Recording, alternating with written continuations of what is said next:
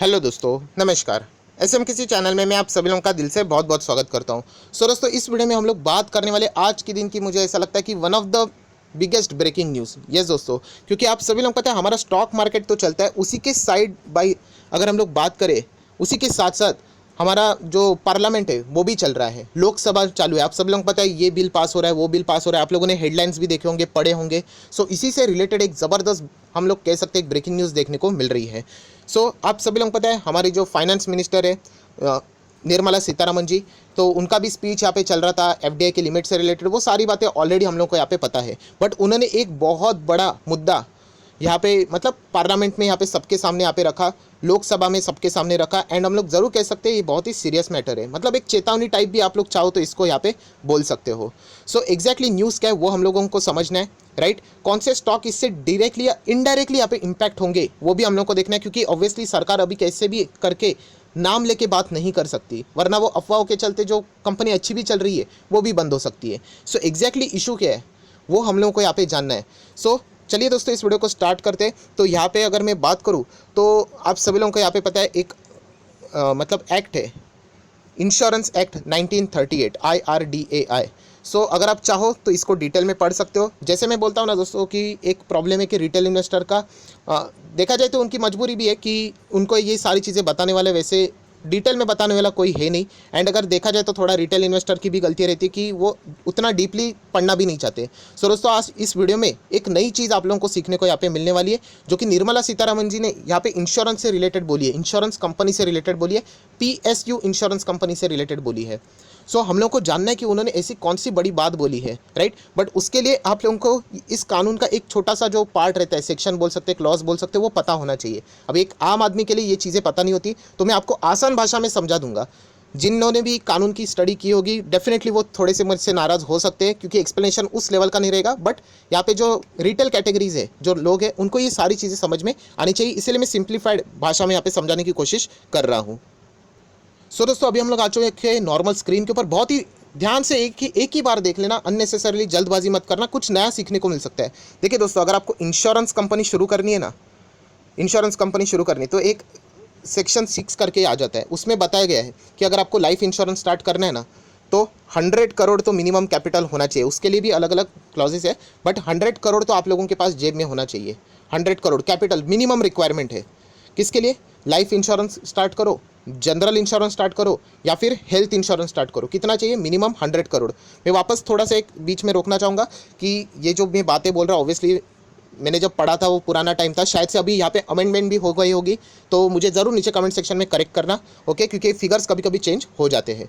चलिए वापस आ जाते हैं। जब मैंने पढ़ा था 100 करोड़ की रिक्वायरमेंट है, आपको इंश्योरेंस कंपनी खोलनी है, 100 करोड़ लेके आओ। लाइफ, जनरल, या फिर अगर मैं बात करूँ life, general and health insurance, आप इसको स्टार्ट यहाँ पे कर सकते हो। री इंश्योरेंस करके भी एक कॉन्सेप्ट होता है, बट उसके लिए ज़्यादा कैपिटल लगता है, डबल लगता है, मतलब 200 करोड़ एंड वो 5000 के और कुछ करोड़ की रिक्वायरमेंट भी रहती है। उसके ऊपर हम लोग नहीं जाएंगे। पहला मुद्दा आपको समझ में आया कि इंश्योरेंस कंपनी को 100 करोड़ चाहिए। अगर आपको खड़ी करनी है इंश्योरेंस कंपनी, आप खुद भी कर सकते हो, राइट। ये हो गया पॉइंट नंबर 1। और भी बहुत प्रोविजन रहते हैं, बट ऊपर ऊपर से बोल रहा हूँ। देन दोस्तों, एक वहाँ पे एक कॉन्सेप्ट है, बहुत ही इंपॉर्टेंट है, जिसको हम लोग बोलते हैं सॉल्वेंसी मार्जिन। यस दोस्तों, सॉल्वेंसी मार्जिन, ये निर्मला सीतारमन जी ने आज के दिन ही ये वर्ड यूज़ किया है। न्यूज़ चैनल में भी इसको फ्लैश करके बताया है। क्या बोला था न्यूज़ चैनल में कि यहाँ पे 3 PSU इंश्योरेंस कंपनीज ये सॉल्वेंसी मार्जिन को भी फुलफिल नहीं कर पा रही, वो उसके भी नीचे है। अभी इसका अर्थ एक रिटेल इन्वेस्टर को नहीं समझेगा, राइट, जो कि उसकी गलती नहीं है, क्योंकि उन्होंने वो कभी स्टडी नहीं किया होगा, उनको ऐसे समझाने के लिए कोई है भी नहीं, राइट। तो दोस्तों, इसी वीडियो में मैं वो बात आपको बताने वाले। इसका अर्थ बहुत बड़ा है कि 3 PSU कंपनी इंश्योरेंस सेक्टर से जुड़ी हुई, यहाँ पे गवर्नमेंट कंपनी सॉल्वेंसी मार्जिन के नीचे है। अभी आप नेक्स्ट सवाल पूछोगे ये सॉल्वेंसी मार्जिन है क्या दोस्त? चलिए इसके बारे में हम लोग जानेंगे, यही मेन मुद्दा है। दोस्तों, सॉल्वेंसी मार्जिन की अगर मैं बात करूँ तो बहुत ही सिंपल है। देखिए, असेट एंड लाइबिलिटीज़ का ये फॉर्मूला रहता है। एंड अगर मैं बात करूँ यहाँ पे 50% कैपिटल, ये एकदम नॉर्मल सा मैं यहाँ पे एक फॉर्मूला लिख रहा हूँ। अभी ये कुछ समझ में नहीं आएगा, थोड़ा सा डिफिकल्ट है, बट ध्यान से देखो, समझोगे तो आ जाएगा। दोस्तों, जैसे मैंने आपको बताया था ना कि 100 करोड़ आप लोगों को क्या चाहिए कंपनी शुरू करने के लिए, उसका 50% कितना होता है? 50 करोड़ पकड़ लेना, राइट। तो कोई भी इंश्योरेंस कंपनी दोस्तों, उसका असेट अगर आप लोग देखोगे ना, वो लाइबिलिटी से ज़्यादा होना चाहिए। क्या मैं बोल रहा हूँ, कोई भी इंश्योरेंस कंपनी उसका असेट ये लायबिलिटी से ज़्यादा होना चाहिए, ओवर द लायबिलिटी। अगर डेफिनेशन अगर आप पढ़ते हो तो आपको ये मिल जाएगा। इंश्योरेंस एक्ट मैंने दिखाया ना 1938, वो अगर आप पढ़ लोगे, सॉल्वेंसी मार्जिन फाइंड पेज करके जाओगे तो आपको सेम वर्डिंग्स मिलेगी। मैं आपको आसान भाषा में समझा रहा हूँ। सो असेट आपके क्या होने चाहिए, लायबिलिटी से ज़्यादा होने चाहिए, बट वो इतने ज़्यादा होने चाहिए कि 50 करोड़ से ज़्यादा होने चाहिए, मतलब not less than 50% of initial capital requirement. थोड़ा सा डिफिकल्ट है, बट बताने का मकसद है दोस्तों कि इस रूल को क्या करना है। अगर ये समझ में भी नहीं आया कोई बात नहीं, आप लोग रिवाइंड करके देख सकते हो, बट ये ओवरऑल जो मैंने आपको चीज़ें बोली ना, ये जो रूल है ना, उसको इंश्योरेंस, कोई भी इंश्योरेंस कंपनी आपकी हो किसी की भी हो, उसको ऑल टाइम मतलब ऑल टाइम उसको कंप्लाई करना है। मतलब कभी भी उसका सॉल्वेंसी मार्जिन चेक किया जाए, राइट, उस चेक किया जाए कि उसकी कंडीशन क्या है, तो वो हमेशा वो उस फॉर्मूला को फुलफिल करते हुए देखने को मिलनी चाहिए।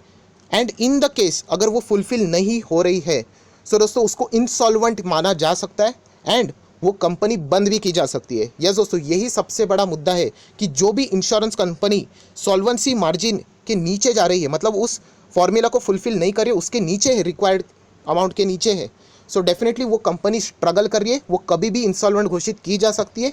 आइदर कोर्ट करेगा या फिर इंश्योरेंस की जो रेगुलेटरी अथॉरिटी है IRDAI, इनमें से कोई भी यहाँ पे कर सकता है। सो दोस्तों यही कहना चाहूँगा, ये कितना बड़ा मुद्दा है। जैसे मैंने कहा कि एक सिर्फ हेडलाइन थी वो, बट उसके अंदर ये बहुत बड़ा एक मैसेज है कि 3 ऐसी सरकारी इंश्योरेंस कंपनियां हैं।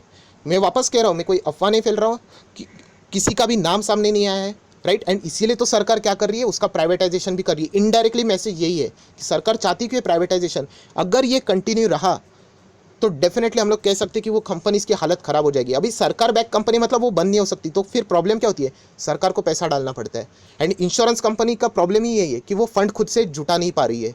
सो ये इतना बड़ा पेच बन चुका है दोस्तों कई सालों से।